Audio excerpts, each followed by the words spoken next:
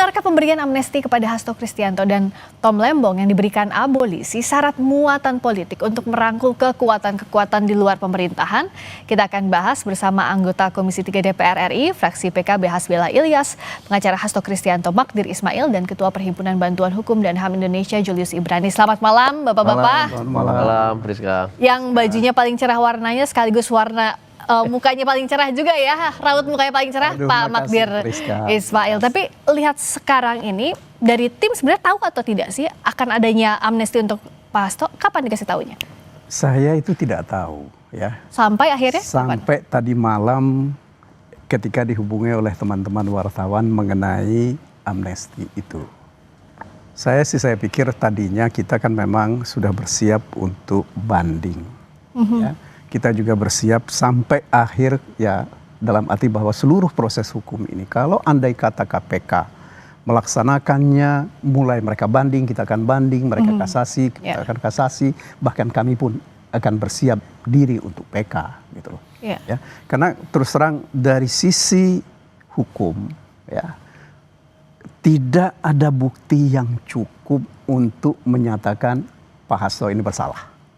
Ya. Paling tidak hakim sudah mengakui ya, kalau hakim sudah mengakui bahwa obstruction of justice itu tidak terbukti. Akan tetapi yang dianggap terbukti oleh hakim itu adalah mengenai suap. Ya. Itu kalau kami sampaikan itu adalah otak-atik Gatuk mengenai uang 400 juta. Uang 400 juta ini kata Hasto tadi ada 600 ya, 200 untuk penghijauan. Nah, kemudian ada satu komunikasi antara Doni dan Saiful. Dia bilang tadi ada 400 dari Pak Hasto. Nah, dan long story short, ini kan sudah akhirnya diputuskan oleh Presiden memberikan amnesti untuk Pak Hasto. Kepresnya udah turun? Saya belum tahu, belum terima kami belum terima sampai jam 6 tadi, kami belum menerima itu. Saya tidak tahu apakah teman-teman tim lain sudah menerimanya atau belum. Ya, karena berarti Pak Hasto masih belum bisa keluar ya sampai sekarang? Belum bisa keluar, sampai jam 5 tadi belum bisa keluar. Karena dia masih ada di KPK. Jadi teman-teman itu sekarang menunggu di KPK untuk menunggu apakah Kepres itu juga disampaikan pada malam ini atau pada sore hari tadi kepada pimpinan KPK sehingga bisa dieksekusi. Nah, kalau Kepresnya kita tunggu, Bung Julius, ini kan mau tidak mau jadinya keputusan politik karena mengeluarkannya Presiden meskipun terhadap putusan hukum atas Hasto Kristianto maupun Tom Lembong. Apakah ini akan jadi presiden untuk kedepannya kasus hukum kita dijalanin dulu sampai akhir? Ada yang dinilai tidak beres atau ada yang dinilai politis baru di akhirnya diintercept dengan amnesti abolisi. Nah, itu yang perlu kita perhatikan di situ, Friska. Saya ada 2 catatan. Pertama, yang namanya grasi, amnesti, abolisi, rehabilitasi itu memang kewenangan politik eksekutif dalam merespon hasil atau produk kekuasaan yudikatif itu dulu. Nah, yang belum terlihat tergambarkan di depan masyarakat adalah indikator atau pertimbangan dari pengambilan kebijakan politik berupa amnesti ini apa? Yang kami dengar adalah integrasi politik. Itu penting, tetapi jangan lupa catatan yang kedua adalah di balik integrasi politik ini ada proses hukum, criminal justice system yang menyangkut pemberantasan korupsi, yang menyangkut keadilan, dan saat ini itu belum clear.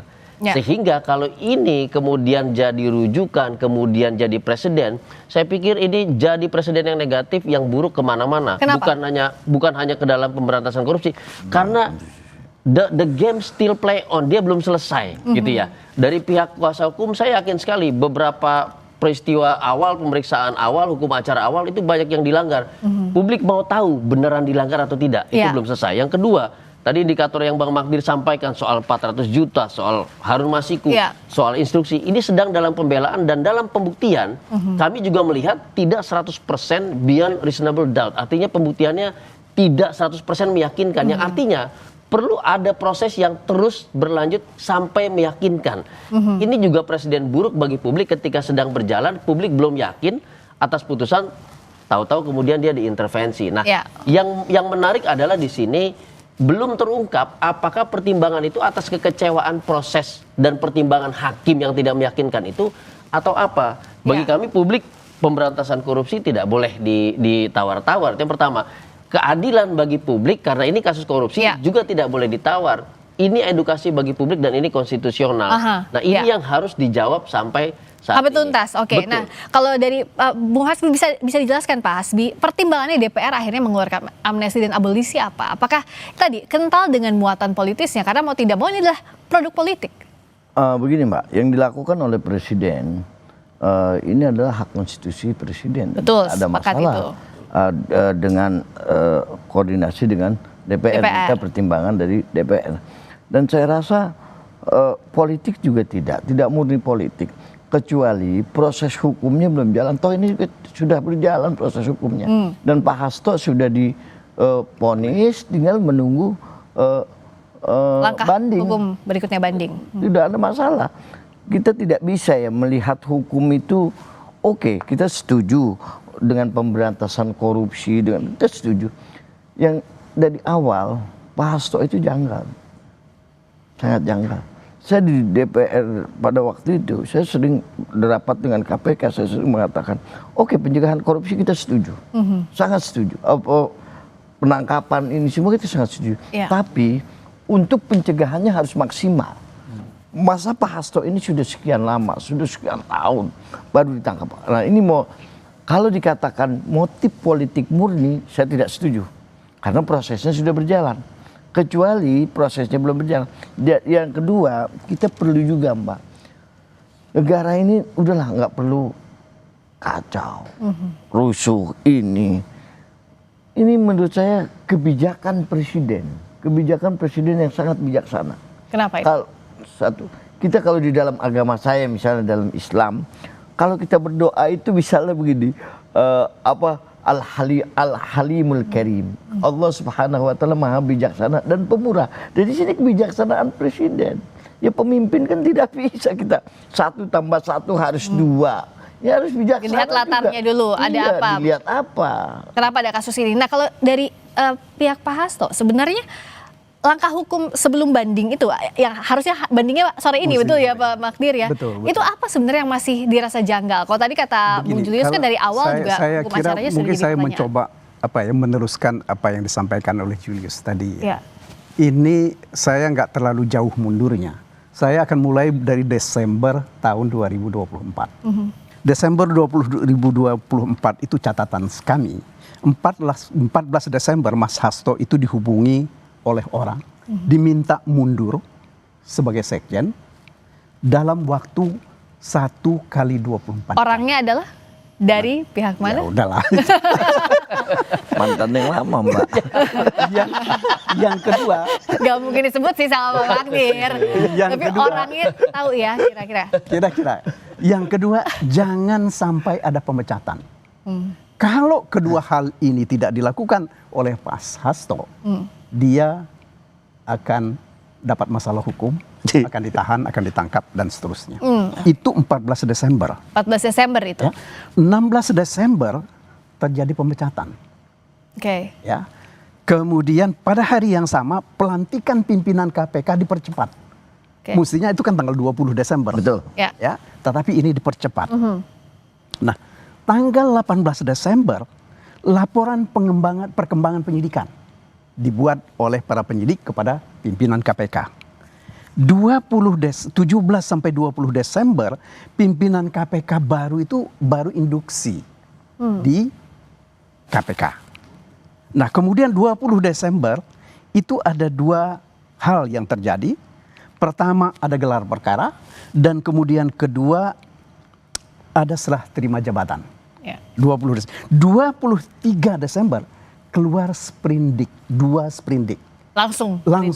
Yang pertama 152 itu adalah obstruction of justice, yang kedua baru menyusul itu mengenai Suap. Oke. Nah, tanggal 24 Pak Hasto itu diumumkan sebagai Oke, tadi kan Pak Magdir menyebutkan timeline ya. Nah, timeline ini Bung Julius juga mencatat dan juga mengikuti kasus ini sejak awal. Apakah memang kasus ini, kalau yang kita lihat saat ini berjalan, dipolitiskan sejak awal? Kasus hukum yang dipolitiskan sejak awal. Tapi jawabnya nanti usai jeda di Sapa Indonesia Malam.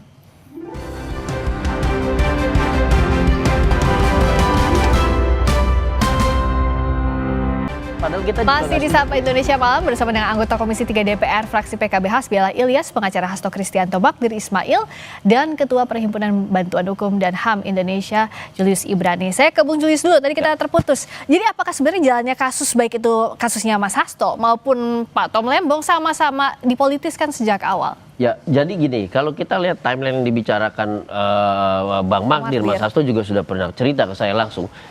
Timeline ini masuk ke dalam diskresi penegak hukum. Diskresi itu dalam konteks tata negara, dia adalah kewenangan politik kekuasaan eksekutif dalam penegakan hukum. Kita nggak bisa ngeles soal itu. Kenapa? PBAI punya banyak laporan ke KPK yang tidak disentuh, tidak dimulai sama sekali bahkan gitu. Tapi ini begitu cepat. Nah, tapi kami harus melihat, menilai ketika ini ada criminal justice system proses, maka kita harus ngecek due process of law, administrasinya seperti apa. Ya. Kami lihat kemarin, kami pantau dari dekat, administrasinya berantakan. Bahkan BAP lama diduplikasi untuk BAP yang sekarang. Dan hal-hal lain yang sudah kami ingatkan kepada KPK agar rapi. Ya. Tidak terulang peristiwa Prof. Edi Yaris. Itu yang pertama. Yang kedua adalah, ini kan rangkaian yang bersamaan dengan Harun Masiku dan yang lain. Dan Harun juga belum tertangkap. Nah, kami katakan kenapa tidak diproses dulu, kenapa sekarang, kenapa begitu pergantian ketua satu hari selanjutnya langsung digas segala macam. Ini menimbulkan banyak pertanyaan yang kemudian nggak bisa dijawab selain daripada kewenangan politik. Oke, nah tapi kalau tadi Bung Julius jelaskan sejak awal ada hal yang politis sejak awal kasus ini. Dengan solusinya amnesti maupun abolisi untuk kasusnya Pak Tom dan amnesti untuk Mas Hasto, ini solusi yang tepat atau tidak? Tentu tidak. Jadi di tengah, menurut saya, di tengah kericuhan proses yang banyak kejanggalannya tadi, seluruh pihak baik Mas Hasto, tim lawyer, KPK dan yang lain, ini harus membuat clear di dalam proses peradilan dan diakhiri dengan putusan yang tadi 100% beyond reasonable doubt, tidak boleh ada pertimbangan yang janggal seperti putusan sekarang ini. Pembuktiannya hukum mestinya. Pembuktiannya hukum, koridornya hukum. Tapi kami memahami situasi begini, Friska. Ketika ada proses politisasi, maka exit clause-nya adalah proses politik, dan itu kami memahami. Makanya kami katakan jangan pernah intervensi proses penegakan hukum dengan politik, kalau tidak mau diintervensi di ujung juga dengan politik. Itu kami ingatkan terus begitu. Karena pasti dari awal dan exit clause-nya juga akan politik kalau sejak awal itu sudah politik. Meskipun kami juga adalah penerima manfaat keputusan politik, gerasi Eva Bande, gerasi Mary Jane dan segala macam. Dan itu memang hak prerogatif yang dalam konteks politik seorang presiden, kekuasaan eksekutif. Betul. Nah, kalau dari Pak Hasbi, sebenarnya apakah dengan kasus ini kinerja penegak hukum juga bisa dievaluasi? Karena di ujungnya harus diintercept oleh keputusannya presiden. Oh tidak, kinerja penegak hukum sudah bagus menurut saya. Kenapa bisa? Karena ini bukan hanya Mas Hasto dan Tom Lembong aja, ada sekian banyak, ada 1.000 orang lebih. Jadi kita jangan hanya terfokus dengan Mas Hasto dan Tom Lembong. Tapi dua nama ini kan dua nama politik yang besar dalam momentum ini. Karena dua nama ini syarat dengan politik, yang satu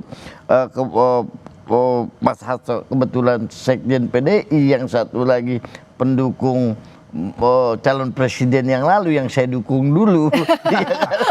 Iya ya, satu kubu waktu itu. Jadi kelihatan muatan politiknya seakan-akan masyarakat ini menganggap ini motif politik, padahal hukumnya juga sudah dijalankan, jadi tidak murni menurut kami politik itu. Nah, tapi andai kata ini kan kebijakan presiden yang baru, yang presiden yang menginginkan bahwa kearifan presiden Pak Prabowo, maksud Pak Prabowo, udahlah kita hari ini kita kembali, kita menyatu di NKRI, yang satu mungkin Tom Lembong lebih dekat ke kanan, yang satu lebih dekat ke kiri. Udahlah kita nyatu, sekarang kita bangun negara bareng-bareng kan seperti itu. Oke. Nah, tapi saya setuju bagian presiden memiliki kewenangan mutlak eksekutif di konstitusi lalu mengambil kebijaksanaan terhadap proses hukum yang banyak janggalnya dan segala macam. Tapi ada yang nyangkut di situ. Apa yang nyangkut? Yang nyangkut tadi, apakah ini kasus korupsi atau bukan? Sementara sedang berproses lalu diintervensi. Yang kedua, apakah bersalah atau tidak? Sementara putusan dianggap bersalah. Padahal Bang Magdir tadi cerita, proses pembuktiannya lemah dan yakin betul bahwa Mas Hasto tidak bersalah. Publik ini bingung perbuatan Iya. seperti ini kemudian ke depan tetap dianggap bersalah korupsi atau tidak. Nah, Jadi ini yang masih lebih penting. ngegantung soalnya prosesnya. Ada dua kata kunci yang Oke. penting. Yang satu keadilan, yang kedua adalah kepentingan publik dalam kasus ini. Ini perlu clearance gitu loh. Oke, jadi harus clear Kuhap dulu yang baru keadilan. nanti akan mengklirkan semua ini. Itu dia. Dampaknya Keadilan dampaknya dan akan ke sana, kepentingan publik itu. Nah, kalau dari Bang Magdir sekarang dari Saya sini Mas kira Hasto? begini, ini bagi kami ya, keputusan yang diambil oleh Presiden ini kami harus terima itu Oke. sebagai sesuatu yang baik untuk kita ke depan. Menurut hemat saya, menurut kami dalam diskusi dengan teman-teman, memang apa yang terjadi ya, kalau boleh jujur, 10 tahun terakhir ini kita ini kan terbelah. Ya, Ya. antara yang suka dengan yang tidak suka. Nah, harapan kita kan tentu saja ini adalah satu bentuk apa ya, dari kegiatan ke depan itu kita bersatu, kita bersekutu kembali Ya. untuk membangun negeri ini. Bukan dijadikan sate, ya, bukan persatean, tetapi persatuan Ya. yang harus kita lakukan ke depan. Ya, ya, ya. Nah, kenapa? Karena terus terang melihat situasi kita sekarang ini, kalau kita tidak menyatukan seluruh elemen bangsa untuk membangun bangsa ini, kita akan gontok-gontokkan terus dan tidak akan pernah berhenti. Mari kita pikirkan ya, Ya. bahwa Pilpres itu sudah selesai. Perselisihan politik kita itu Tapi sudah bersatu bukan selesai. berarti harus di dalam pemerintahan dong. Iya, bisa di dalam, bisa juga Berarti tidak, bisa bisa iya. menjadi pengawas, Bisa ya, iya. bisa melakukan pengawasan yang baik. Nah, untuk itu saya kira saya dan teman-teman Oke. ingin menyampaikan terima kasih yang sebesar-besarnya kepada pihak pemerintah, terutama kepada Presiden dan juga kepada DPR, Ya. yang sudah berani mengambil dan menggunakan kewenangan konstitusional ini untuk kepentingan bangsa ini ke Oke. depan.